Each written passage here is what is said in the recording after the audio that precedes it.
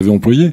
Je crois que vous avez fait référence à juste titre d'ailleurs à la difficulté du monde du lien, du monde médico-social. Il y a de profonds, effectivement, il y a des courants profonds dans ce monde-là qui font que c'est très difficile aujourd'hui d'arriver à pourvoir les emplois dont on a besoin. Et de toute façon, il y a aussi des courants profonds vis-à-vis de l'emploi public. L'emploi public aujourd'hui séduit moins qu'il a séduit par le passé parce que les gens n'ont plus la même projection dans l'avenir et l'argument de la stabilité de l'emploi n'est plus un argument aussi pertinent. Ça, je suis tout à fait d'accord avec vous. Vous avez aussi parlé de la société qui évolue, qui est une société plus violente. Oui, c'est vrai, mais il y a notamment et on peut le déplorer, nous le déplorons, enfin je le déplore avec vous totalement, mais je crois que vous avez omis aussi de mettre en exergue l'un des éléments du développement de cette violence. Il n'y a pas que l'origine de cette violence, elle n'est pas seulement dans les réalités. Les réalités sont dures, elles sont pas faciles. Quand on vit un contexte de crise, d'inflation, etc., le contexte des guerres, évidemment, tout ça, ça compte. Mais il y a aussi la réalité du discours politique qui est porté.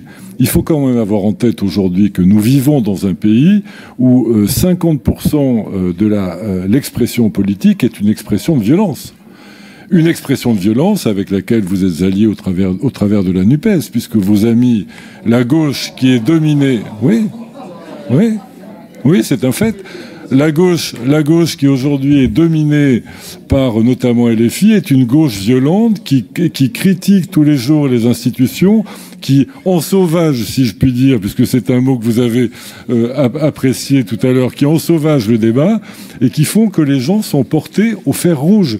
Et ça n'est jamais la meilleure méthode. Donc si je n'étais pas chauve, je dirais que tout cela est capillotracté. Oui.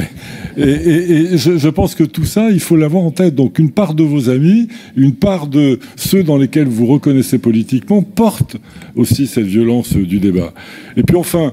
je voudrais pas m'étendre sur moi, mais puisque vous m'avez fait une petite remarque sur la période à Saint-Médard-en-Jalles, je peux vous dire que à Saint-Médard-en-Jalles, nous avons déjà commencé par mettre tous les agents au quota normal d'heures dès mon arrivée, 1605 heures, ce que vous avez fait avec un peu plus de retard ici, que d'autre part, pendant tout le mandat, nous avons gardé le même nombre d'emplois en remettant beaucoup de gens au travail, en augmentant la productivité et en créant de nouveaux services. Donc oui, on peut le faire.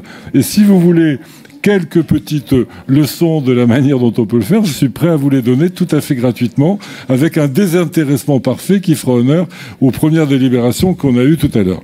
Donc voilà, tout ça pour sortir du sourire, mais je crois qu'il ne faut pas oublier les responsabilités des uns et des autres. Le moment est difficile, mais parce que le département est le premier employeur public, enfin, je ne parle pas après l'hôpital, bien sûr, le premier employeur public de la Gironde, eh bien, il se doit une certaine exemplarité et il semble, comme on l'a dit tout à l'heure, que les éléments qu'on a mis en exergue témoignent que cette exemplarité s'éloigne. Et il faut donc changer ça. Eh bien,